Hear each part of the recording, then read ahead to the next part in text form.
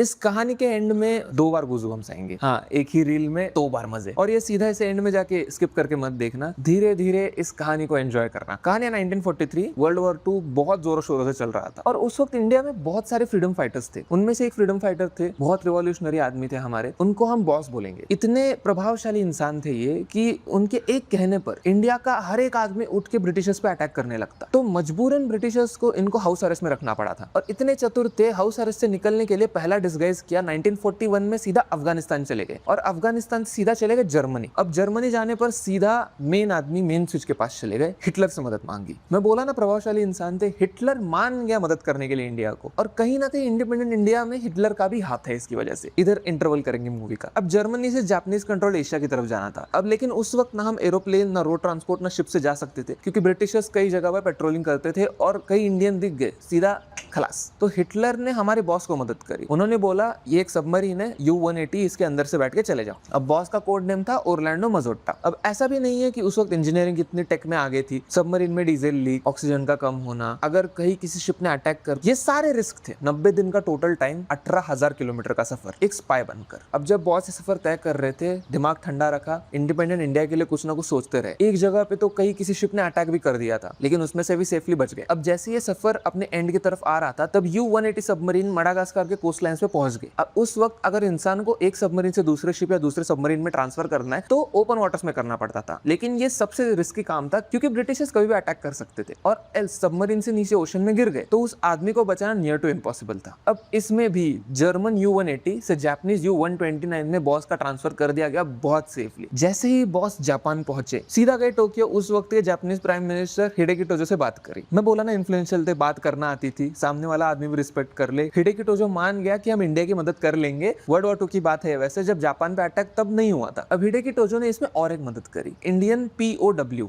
मतलब Indian prisoners of war, जो भी उनके अंडर थे, जो भी प्रिजनर्स थे जापानीज कंट्रोल एशिया के अंदर, ये सारे बॉस को सौंप दिए और बॉस को इस आर्मी का लीडर बना गया। ये थी इंडिया की पहली national army, INA, Azad Hind फौज। मैं बोला ना बॉस का कोड नेम था ओरलैंडो मजोट्टा, बॉस का असली नाम था नेताजी सुभाष चंद्र बोस।